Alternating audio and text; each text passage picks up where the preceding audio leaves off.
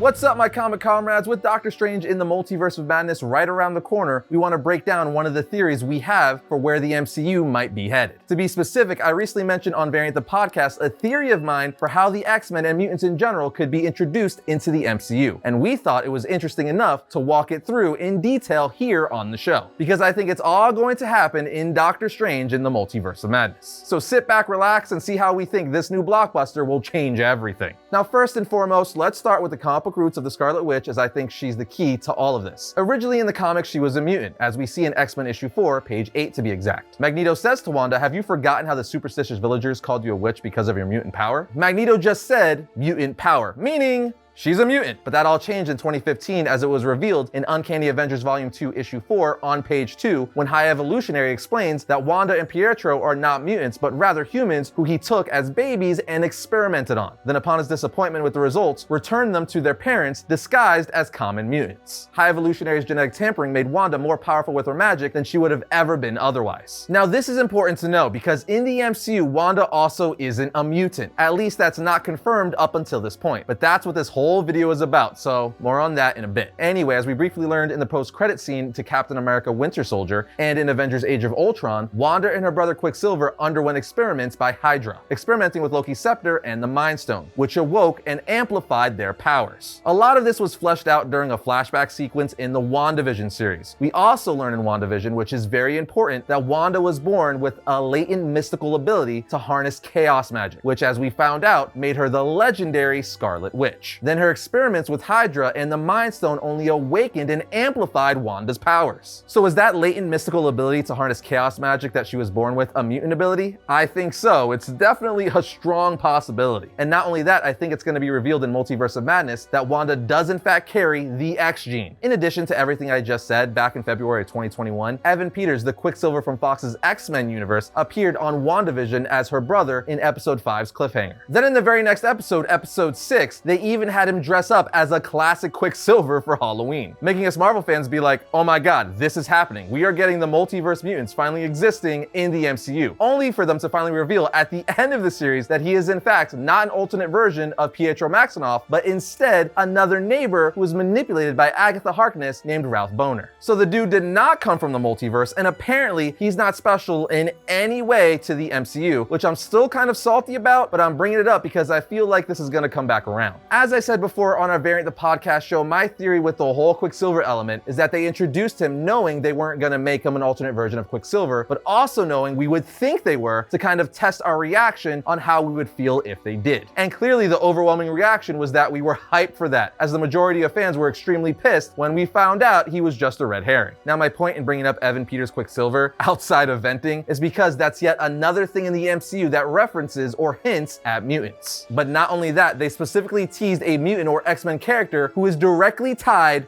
to Wanda. Now, like I said earlier, as of 2015 in the comics, Quicksilver was revealed to not actually be a mutant, but Evan Peters' Quicksilver is a mutant in Fox's X-Men universe. So we have several instances of Kevin Feige mentioning the X-Men and saying whatever we do with them will be quite different than what's been done before. We got WandaVision revealing Wanda being born with latent powers of chaos magic, the same actor who plays Quicksilver, which is her brother in the Fox universe, appearing in WandaVision dressing up as a classic Quicksilver. And then we got the massive reveal in the second multiverse trailer that Sir Patrick Stewart, Charles Xavier from Fox's universe, will be reprising his role one more time as Professor X in the Multiverse of Madness. Meaning Professor X is now the first official mutant we've ever heard or seen in the Marvel Cinematic Universe. Now we know Professor X is going to be in this movie, most likely as part of the Illuminati, which is a group of the most influential and important heroes in the Marvel Universe, who basically protect it and make sure things and events don't go haywire. Anyway, with the confirmed introduction of Professor X, the mutants have officially arrived. We just don't know until we see the movie in what capacity or form. And this is where I really start getting into my theory of how Wanda, aka the Scarlet Witch, is going to introduce mutants in full into the MCU. Now, as we've seen in the multiverse trailer, it looks like we're going to get a few alternate versions of Wanda or the Scarlet Witch. And could one of these versions of the Scarlet Witch be a full-on mutant from Fox's universe that we've never seen before?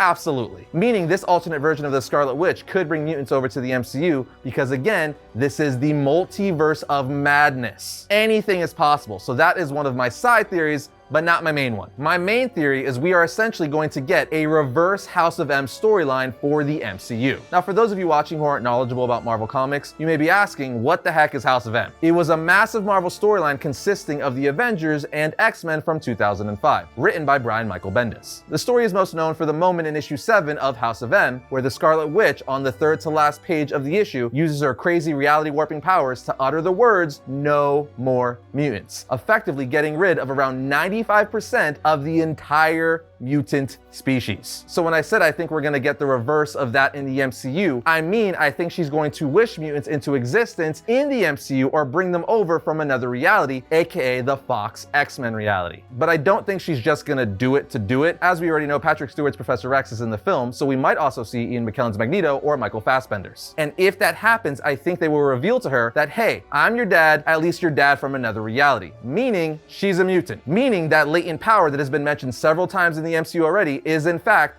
Wanda's X gene. And with this revelation presented to her by an alternate version of Magneto, aka her father, she'll take it upon herself to make the Marvel Cinematic Universe proper, activating the powers of millions of mutants in the Marvel Cinematic Universe. Because let's be honest, any Marvel universe without the X-Men and mutants isn't proper and will always feel like it's missing something. And with the Fantastic Four already confirmed with MCU Spider-Man director John Watts already attached, and Spider-Man joining the MCU back in 2016, one of the last massive pieces left to be introduced into the MCU is, of course, the X-Men. So I think the line in the trailer where Wanda's telling Doctor Strange, you break the rules, you become a hero, I do it, I become the enemy, is basically saying she's going to be the villain of this movie, especially the way Elizabeth Olsen delivered those lines, which is something that a lot of people were assuming since the end of WandaVision. But I think the rule she's going to be breaking is changing reality, as again, maybe at that point in the film, she's already learned that her dad's a mutant, and she learns she's a mutant, and she's going to change reality to bring mutants to the MCU proper, and then madness in the multiverse will ensue. Also, to push my theory that much further, in the Multiverse of Madness trailer at the minute and 27-second mark, we see Strange coming apart in brick or puzzle pieces as reality shifts. Well, in House of M issue 7, page 17, when Wanda wishes away most mutants, the same thing happens to characters in the book, such as Hawkeye. Just from the trailer, we know for a fact they're pulling things from the House of M storyline, particularly the issue where she gets rid of almost every mutant. Coincidence? I think not. So in summary, I think Wanda is gonna pull a reverse House of M, where instead of wishing mutants away, she's going to bring them to the MCU. Now, whether that's bringing the Fox X-Men over or creating an entirely new version of the X-Men for the MCU, I'm not sure. Although it seems they definitely want to use some of the 20th Century Fox X-Men, as we've already gotten teases of Patrick Stewart's Professor X and Evan Peters' Quicksilver. Which reminds me, I think we'll see the version of him that actually is Quicksilver in the Multiverse of Madness, which would tie it all the way back to his appearance in WandaVision, kind of like a double fake. It kind of goes along with what I said earlier about Kevin Feige and Marvel Studios testing the waters with how the fans would react with them integrating the original 20th Century Fox X-Men into the MCU. Anyway, that does it for our reverse House of M theory for the MCU, which is just one of several we think is possible here on Planet Variant. There's clearly countless other things that could happen, so we want to know what your theories might be. Let us know down in the comments. And that brings today's episode of Variant to a close, but if you like this episode, check out this one right here. And if you like all of our content, subscribe, like, and comment. It always helps us out. But other than that, I'll see your lovely faces next time when I talk about all things comics.